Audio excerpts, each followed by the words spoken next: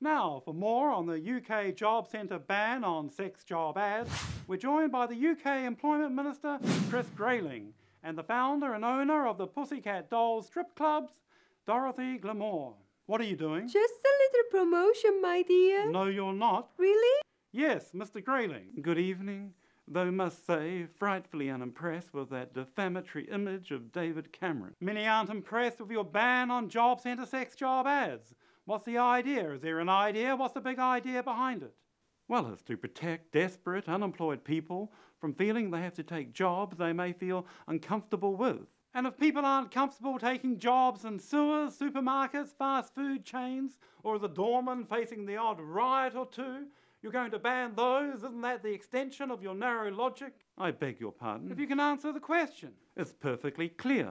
We're trying to prevent the sexual exploitation of women who can be extremely vulnerable when facing financial challenges. But you advertise jobs paying £4 or £5 an hour. That's real exploitation. You're talking about the minimum wage, which is perfectly acceptable. But you can't live on it. It traps you in poverty. I've been there. You're part of the working poor. But in my club... You can get £15 an hour plus tips, thank you, Mr. Grayling. So financial exploitation, that's okay, you have no problem with that. Our problem, as I said, is promoting jobs that sexually exploit women. What is she doing? I believe she's taking off her top. I see, making the most of the opportunity. Just a bit hot. Really? Many more layers? Only 3 or 4 including the bra. But don't worry, there's nothing on it.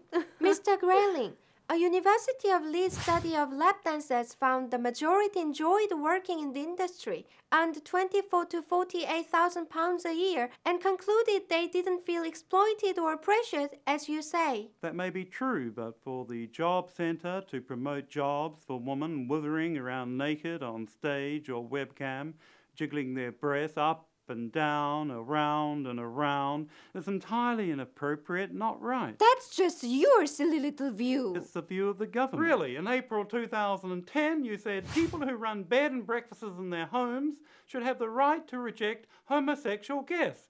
Something totally at odds with the law. A statement I retracted. Terrific, wonderful, but again, you're totally at odds with the law. If a business is legal, pays taxes, surely you have no right to discriminate against them. What, are you totally stupid? Can't you see it? It's a question of serving what we feel is in the public interest. What about civil liberties and equal rights? Or our 2-for-1 drink special? Civil liberties, equal rights, they don't matter or they're not great vote getters. That's hardly the issue. Really? Well, that's all we have time for. Good luck in the next election. And many thanks to Dorothy Gilmore. Doris, any thoughts? £15 an hour, plus how much in the way of tips? Thank you, Doris.